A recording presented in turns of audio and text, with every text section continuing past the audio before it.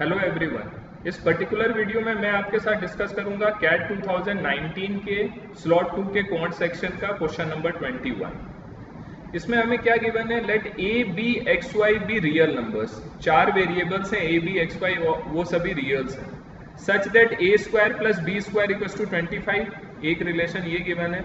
दूसरा गिवन है X square plus Y square equals to 169, और थर्ड हमें गिवन है and A x plus B y equals to 65। ये 3 रिलेशन आपको गिवन है ए बी एक्स और वाई के टर्म में, और a B x y all are real numbers.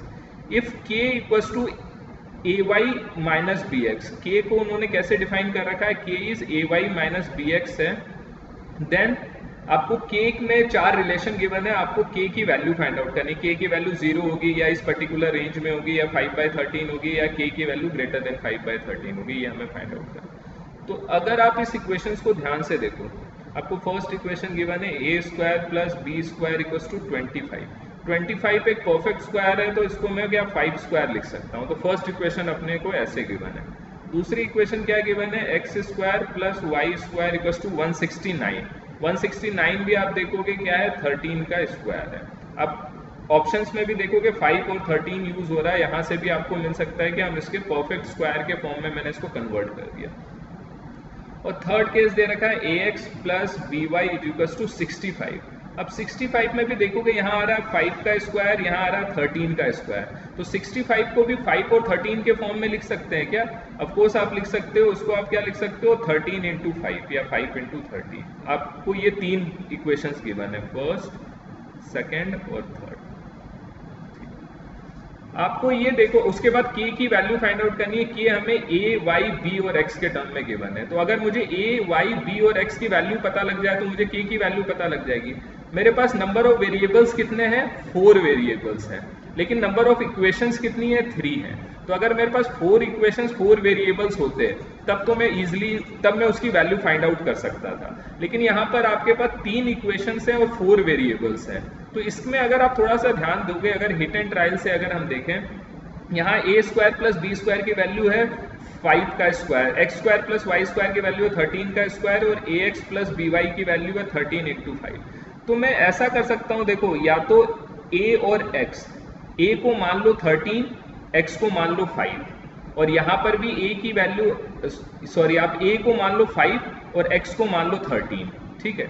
और आप इसी केस में अगर आप देखोगे, अगर आप थर्ड इक्वेशन से फर्स्ट इक्वेशन को रिलेट करोगे तो आप ऐसे लिख सकते हो, ए की वैल्यू मैंने एक केस में ले ली, ए की वैल्यू तो मैंने 5 ले ली, और उससे क्या हो जाएगा, बी की वैल्यू 0 आ जाएगी, because A square plus B square की वैल्यू 5 स्क्वायर होनी चाहिए।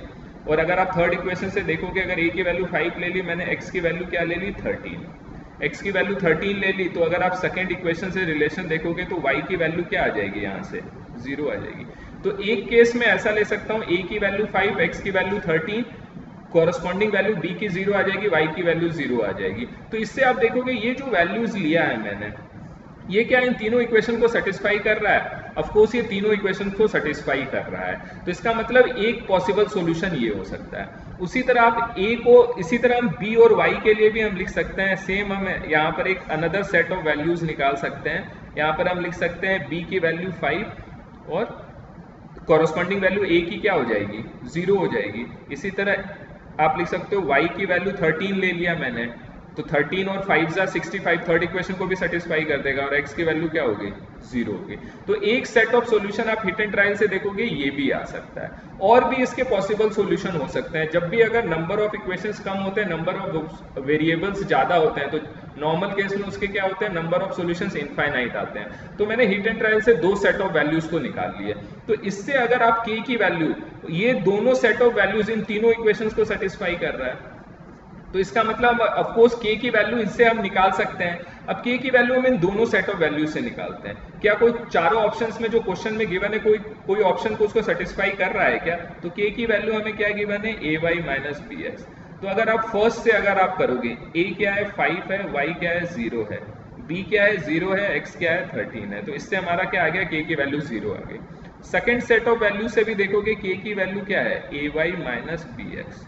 तो a की वैल्यू क्या है 0, y की वैल्यू 13 है, b की वैल्यू 5 है, x की वैल्यू 0 है, तो यहाँ भी क्या आ गया 0 आ गया। तो इससे हम बोल सकते हैं कि ये क्या है कि हमें इसको सॉल्व करने की जरूरत नहीं है। मैंने हिट एंड ट्रायल से 2 सेट ऑफ वैल्यूज निकाल लिया, उससे मेरे पास ए वाई बी एक्स की वैल्यू आ गई, और आपको जो के का एक रिलेशन गिवन था उसमें मैंने पुट करके देख लिया, उससे दोनों केस में 0 आ रहा। तो आप डेफिनेटली बोल सकते हो इसका आंसर क्या होगा, फर्स्ट ऑप्शन होगा, के की वैल्यू 0 होगी। तो इस पर्टिकुलर कॉन्सेप्ट से आप ये नंबर्स और इक्वेशंस पे बेस्ड ये क्वेश्चन आप सॉल्व कर सकते हो। तो अगर आपको ये वीडियो पसंद आया और आप रेगुलर अपडेट चाहते हो, मैं जब भी आपको कोई वीडियो अपलोड करूं तो उसका नोटिफिकेशन आ जाए, उस पर आपको अपडेट मिलता रहे, तो उसके लिए आप मेरे चैनल को सब्सक्राइब करें। Thank you so much for watching.